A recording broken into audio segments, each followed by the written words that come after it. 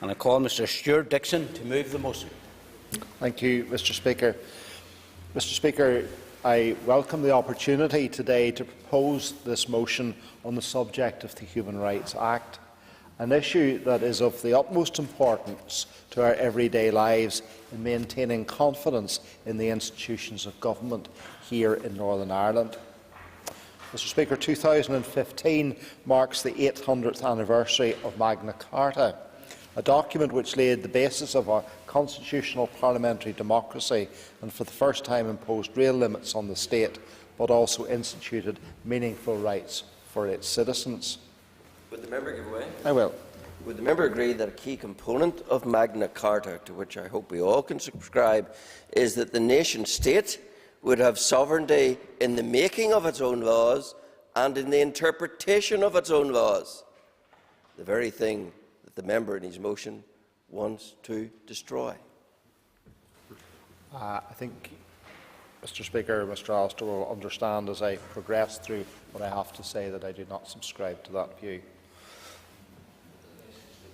Since then, the people of these islands have progressed far through revolt, revolution and reformation, and today we enjoy rights and freedoms that our ancestors could barely fathom. It is perhaps ironic that today we stand here debating potential rolling back of these hard-won rights.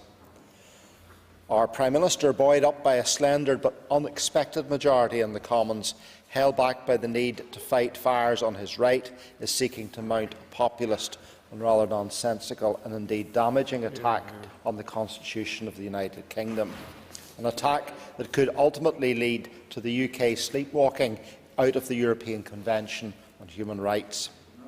Mr Speaker, I and the Alliance Party will meet Mr Cameron and Mr Gove's misinformation with facts. We will meet their attacks on the liberties of our Constitution with resolute opposition.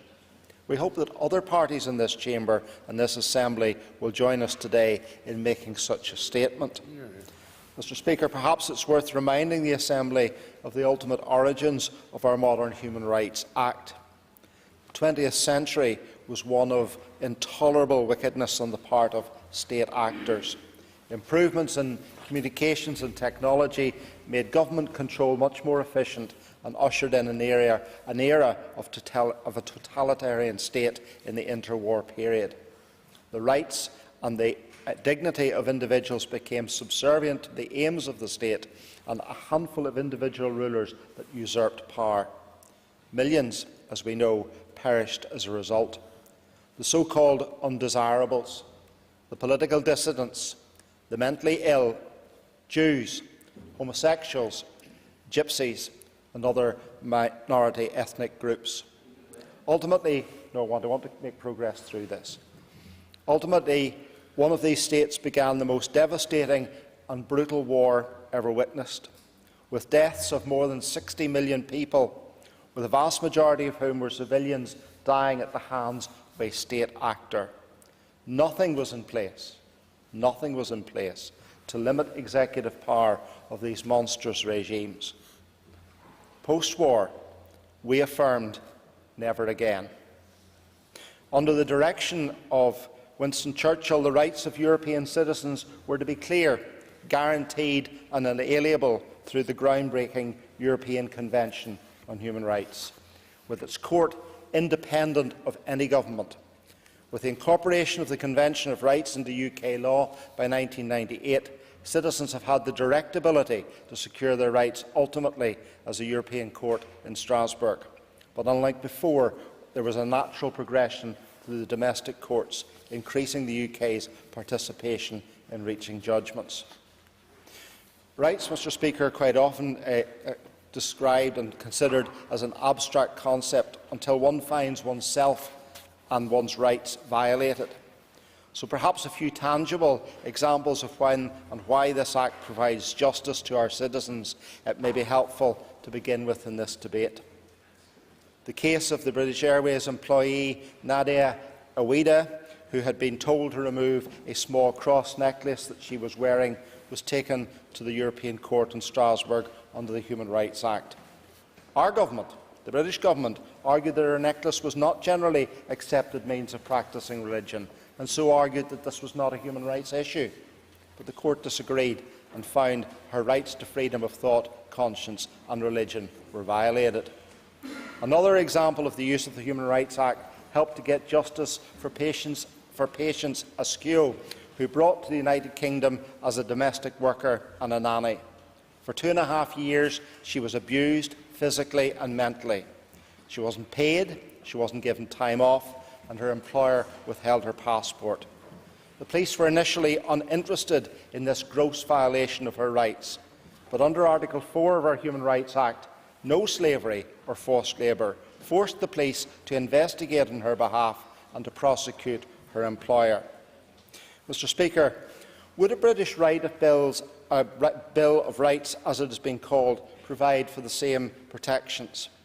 Well, I, for one, neither wish to have the Conservatives or the right-wing newspapers of this country deciding which rights are fundamental and which are frivolous. Undoubtedly, social rights would take a back seat.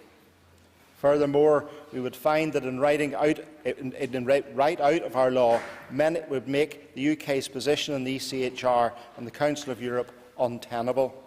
How preposterous would it be, Mr. Speaker, that states which constantly flaunt human rights laws such as Russia, Turkey, Azerbaijan would remain full members of the ECHR, and Britain feels it too onerous to comply with the rules at Strasbourg.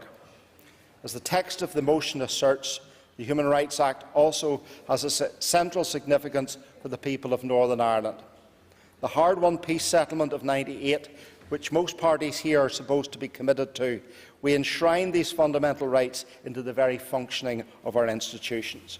The Good Friday Agreement required the United Kingdom to incorporate the ECHR into law in Northern Ireland to ensure access to the courts for our citizens.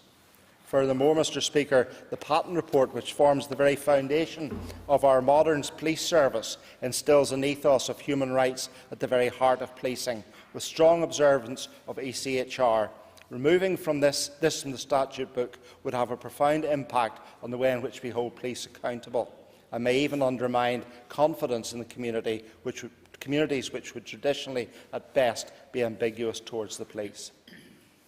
It is the right to appeal to a higher court outside the grasp of the British Executive that maintains confidence in our system of justice, policing and governance overall. It is indeed part of an international treaty between the Republic of Ireland and the United Kingdom, and I am heartened that the Irish Government continues its commitment as a guarantor of the agreement. I just wish that the United Kingdom Government would fully recognise its responsibilities. Scotland has indicated it will oppose outright any changes to human rights law, and we must send a similar strong message to Whitehall. Unlike other battles, this one is only beginning, and it's one which we can win.